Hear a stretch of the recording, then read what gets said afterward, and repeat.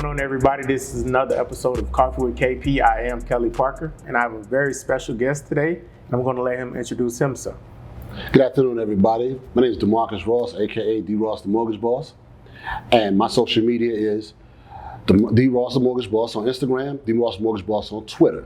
And what I actually do is I'm actually a licensed loan officer here in Georgia and Florida. And what I mean by that is licensed meaning I'll do any of your Fannie, Freddie, FHA, VA loans. That's the standard stuff. Everybody can do it. I like it too, but I love doing stuff for self-employed borrowers, builders, stuff for if you are a barber, hairstylist, stripper, bartender. I have loans for all types of people of all sorts of sizes. So hit me up on any of those social media feeds, and I'd be more than happy to work with you. But also, I like the fact that I'm here with Mr. KP today with this coffee. How's that coffee? Boy, this coffee something else here. Yeah, let me get that. He's usually not a coffee drinker, but I got him drinking some great coffee today. And from the looks of it, I may have a new client when it comes to this good coffee. Well, just let me know when you're ready. You know, I'm always ready and able to invest with my brothers, man. That's what I'm talking about. I appreciate you for coming. And so we're going to get right into it. Today is a Wednesday. Feels like the third Monday this week. We were talking about it because of all the calls and just the typical work days that we've been having lately. What are you doing to deal with all these people calling you? Being that you're a mortgage officer, mortgage broker, yes, right? Dealing with today's rates, and you have to put out so many fires because people get to the closing table. We done did something they ain't got no business doing. Oh, man. So you walked in and you had to take these couple calls out like, boy, it feel like the third Monday this week. And how do you combat that? Well, the thing about combating things like that is you gotta engage with your customer. You gotta make them feel comfortable. They tell you everything. I tell all my customers one thing and one thing alone. I say, I am your lawyer for money. You know you killed them. You know you buried them. Tell them where all the dead bodies are, because I promise you they're gonna find out. Right. And if I gotta combat it for you, give me something to fight with. Right. I've had stories I could go on for days with by people doing stuff that's really stupid. And even your partner Gene, he knows. He and I, we laugh about a few of the stories I tell him all the time and everything like that. But at the end of the day, the way you combat that is just pure communication and understanding that you got to understand how to communicate with these folks that are underwriters. They're human just like you. They've done things bad. All of them ain't always perfect. So when you decide to talk to them, or I write them a letter explaining your situation, we got to be on the same accord on how we craft a letter to make it feel like, hey, yeah, I made a mistake, but I'm human. Right. We come back from that. And that was a great lead into what I was about to ask you next, because the communication and being honest from the beginning with you, and of course everyone, is so critical. And you just stated that you lend to a lot of people who can't really show their proof of income. Correct. The traditional way. Correct. Through paycheck stubs, etc. So what would you tell people out there that have their own businesses, whether it's lawn care, whether they're dancers, how would they be able to prepare themselves to be in a position to buy a home? I would tell anybody who's in that position, put all your money in the bank. If a man give you $5, you put it in the bank. Okay. All of it. Now, we only looking for deposits. What you withdraw is what you withdraw. But deposits is what we're looking at. So at the end of the day, in the evening, what have you doing your drinks or whatever, you the bartender, you close up shop, take that tip money, take all that cash, put it in the bank that night. Okay? If you got to withdraw the money, let's say you do it on a Saturday, you need to withdraw that money Monday or Tuesday, fine. Withdraw the money on Monday or Tuesday, pay bills, do what you got to do. But just put your money in the bank and consistently do it for at least 12 plus months or more. If you get a 1099 for what you do, keep your 1099, of course, file your taxes, of course, but keep that 1099, because I could just use a 1099 as well. Don't need a tax return, just a 1099 as well. So we do either way. That's amazing, and a lot of people out there probably watching have no idea this type of lending and funding exists, especially in a position for you to get a house. Sometimes it's easier to get a car. It's easier to get a house than to get a car, because you can't hide a house like you can hide a car. So Yeah, that snatch man, he sure be looking for them cars, boy. Yeah. He be looking hard for them. But Right. house is kind of hard to move unless you got a trailer. Yeah. And then you gonna You gonna pay to move that sucker too. you gonna have a low jack on your trailer. Exactly. You're gonna be able to find that. Mhm. But the next thing I want to ask you is for the ones that because I like to teach people, I don't just like to talk at people. Correct. I want to people have reached out to me about certain situations, and I'm just relaying some of these questions to them. Now, to go back to helping people with their 1099 and just what about the ones who have no 1099 and straight cash? I know you say put it in the bank, but how important is the credit? Oh, I Because say you this can have right all here. the money in the world, but we want to talk about that credit. This is what I say. You know, there's a saying in our community called color cut clarity, triple C. You hear Rick Ross say it, triple C, Yeah. color cut clarity. Like it, but let's change it. Credit, cash, career. Okay? Credit, cash, career. Why? If you got credit, we can find cash with the credit. You got a career to pay for everything. So credit is king, Yeah. cash the prince. Okay. Simple as that. I like That's exactly how I tell them. Credit is king. And people argue about it. Well, even my business partner, Tim, he always argue about, man, if I had the cash, I'm like, let me tell you something. You could take $1 million in cash, spend $1, you're no longer a millionaire. Correct. You could take $1 million for credit, spend $1 of it, and it was never your dollar to begin with. Yeah. That's a great way to put it. So honestly, credit is at the top. Yes, credit. When we were like coming up, and some of our parents didn't educate us on the importance of credit. So we looked at it as a bad thing, like don't get no credit cards, don't do this, don't do that.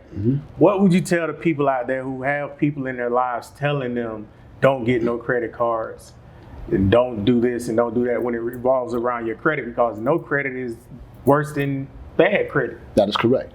I will tell people this here. You need credit to get a career. So you need to establish credit. You can go to McDonald's and make that whatever, put the minimum wage is $7, $8 an hour with no credit. Right. But can you live off that? No, absolutely not. So therefore, if you want to make that money, that good money, $100 an hour, $75 an hour, $80 an hour, those career fields going to check one thing, they will check credit. If you don't have no credit, they have nothing to base you on. And if you're competing for that gig against other folks, that could be a disqualifier for you. Right. So be smart about your credit though. Start off with a secure card for $500. Put a tank of gas on it, pay it all off down to $1. So you put $50 of gas on it, pay $49 of it, let it report $1 owed. You got $499 available credit. Do that for about 6 months. Just do that play about 6 months and watch what happens with your credit scores.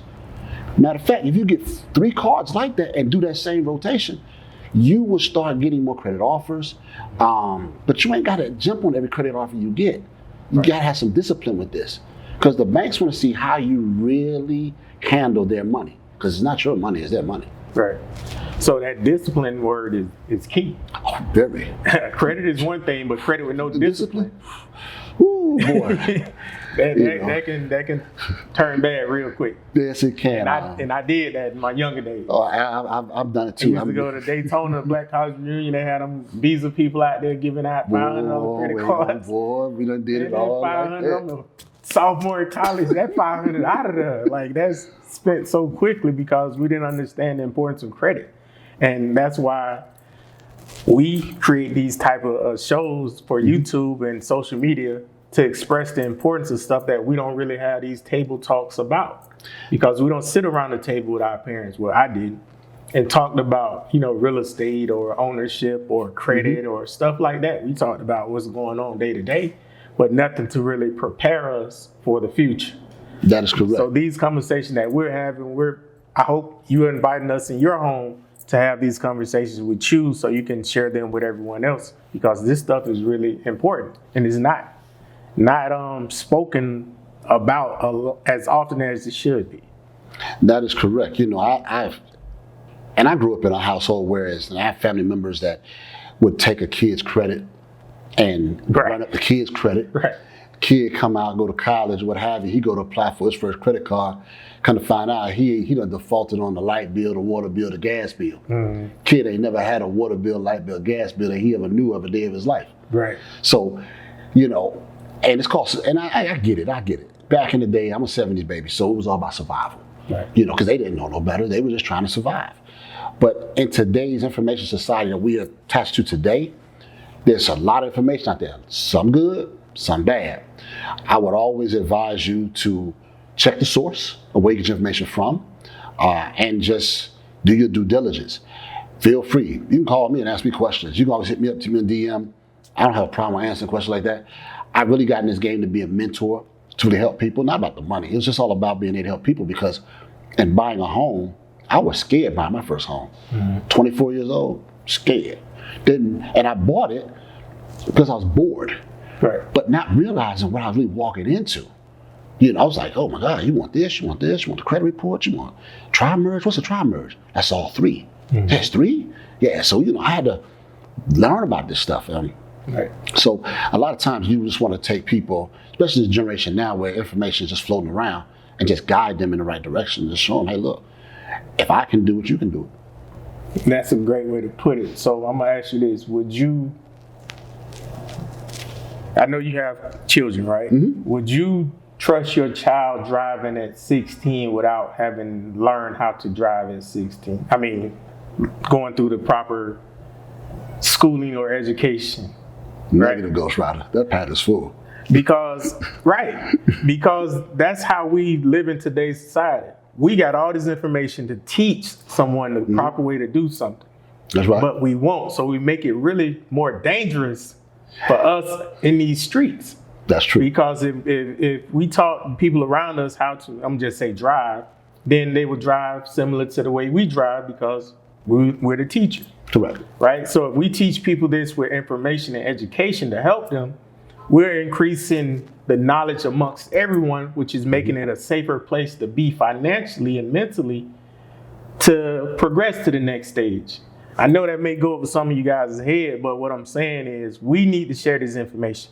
We need to let people get educated as much as possible about what we're currently doing, whether it's renovating, building, flipping, financial literacy, credit worthiness, etc., because it ultimately helps us all as a people.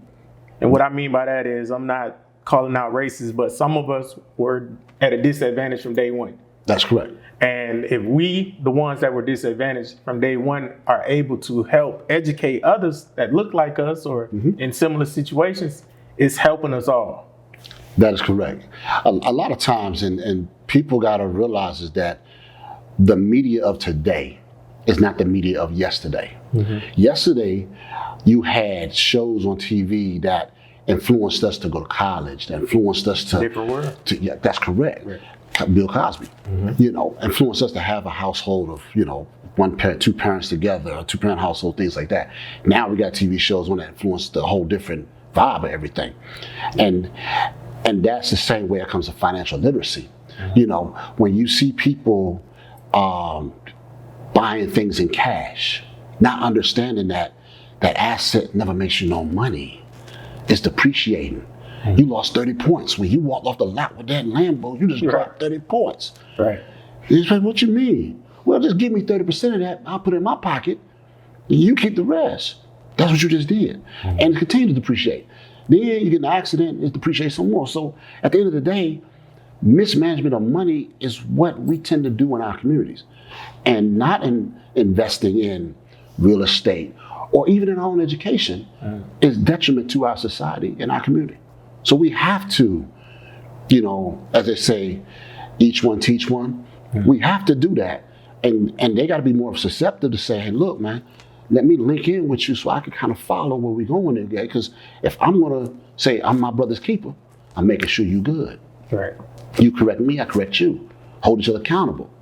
That's really needed in our community as well. Accountability. And then that's a great way to just sum it all up. Yeah. It's needed. It's We got to share it as much as possible, man, because if we stop sharing it with the way that, like you say, the media is projecting images of us and in the world, it's an ugly place right now. So we got to educate as much as possible. That's why we created everything we got, from the academy to the coaching platforms to the boot camps and workshops and pop-ups, all this stuff to increase this education about how we're able to get this somewhat financial freedom from real estate.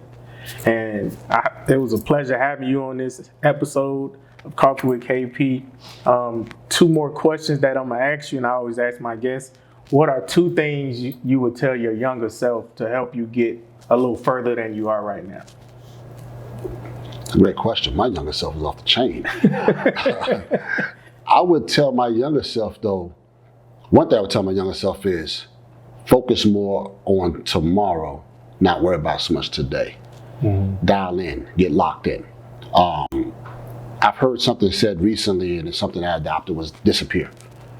Learn how to disappear from the scene to better yourself. That's the first thing I would tell my younger self. Second thing I tell my younger self is, don't be so accessible. Make yourself as like Casper the Ghost at times. And don't let everybody be able to access you. Because the number one commodity you have in life is time. You'll never get it back. All right. So if you waste your time with bull driving jokers, you just gave away good money.